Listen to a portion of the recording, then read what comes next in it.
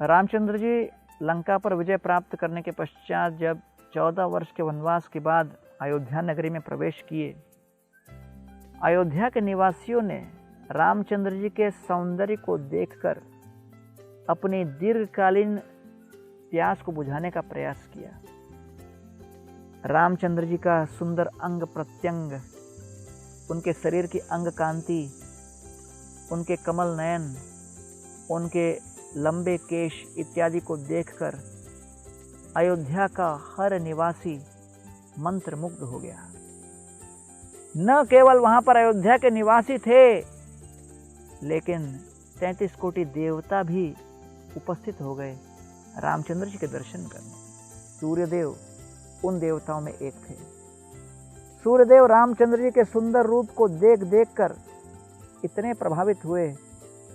संध्या का समय हो रहा था, सूर्यास्त का समय होने लगा, लेकिन सूर्यदेव ने निश्चय किया कि नहीं, हम इस अवसर को नहीं छोड़ेंगे और कुछ क्षण रामचंद्र जी के सुंदर रूप का हम दर्शन करते रहेंगे। देखते ही देखते 1 दिन, 2 दिन, 3 दिन बीतते चले गए।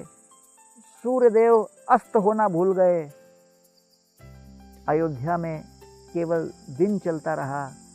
अयोध्या नगरी सारे निवासी प्यास, भूख, निद्रा इत्यादि भंग करके केवल प्रभु रामचंद्र जी के अमृतमय दर्शन में लिप्त रहे।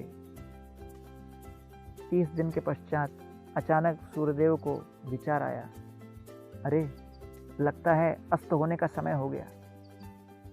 वो ये भी नहीं समझ पाए कि 30 दिन निकल गए थे। सूर्यदेव तुरंत वहां से निकले और तब रात्रि होने लगी। भगवान श्री रामचंद्र जी मुड़कर अपने महल में प्रवेश करने लगे। तभी अचानक वहां चंद्रमा आ गए और चंद्रदेव हाथ जोड़कर रामचंद्र जी से निवेदन करने लगे, प्रभु आपने सूर्य को इतनी कृपा बरसाई, इतना दीर्घकालीन उनको दर्शन दिया, अब मैं दर्शन लेना आरंभ किया हूँ और आप फटाफट मुड़ के अंदर भाग रहे हो। अरे मुझे भी तो दर्शन दीजिए, मेरा क्या होगा। प्रभु रामचंद्र जी मुस्कुराए और चंद्रमा को देख कर कहते हैं कि देखिए चंद्रदेव, अभी तो समय हुआ, मुझे प्रवेश करना होगा। राजमहल में जाऊंगा, आपको दर्शन नहीं दे पाऊंगा, लेकिन मैं आपको वचन देता हूं कि इस बार तो सूर्य कुल में मैं जन्म लिया हूं। अगले युग में, द्वापर युग में मैं जब लीला करने प्रकट होऊंगा, तब मैं चंद्र कुल में जन्म लूंगा और आपको रात्रि के समय जन्म के बाद जब वसुदेव जी मुझे लेके चलेंगे, तब आपको भरपूर अवसर प्राप्त होगा मेरे दर्शन करने का। इस प्रकार चंद्रमा को भगवान श्री रामचंद्र जी ने सांत्वना दी और इसलिए गीता में कहा गया है, जन्म कर्म च मे दिव्यम एवं यो वेति तत्वतः त्यक्त्वा देहम पुनर्जन्म नैति मामेति सोर्जुन।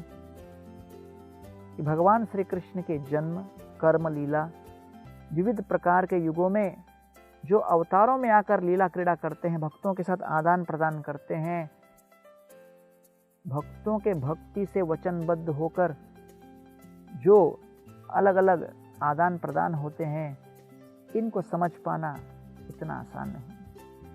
अधिकृत स्रोतों से श्रवण करके, श्री गुरु का परम आश्रय प्राप्त करके जब हम भक्ति का कार्य आगे बढ़ाएंगे, तब वास्तव में इन लीलाओं के गूढ़ तत्व को समझने में हम सक्षम होंगे।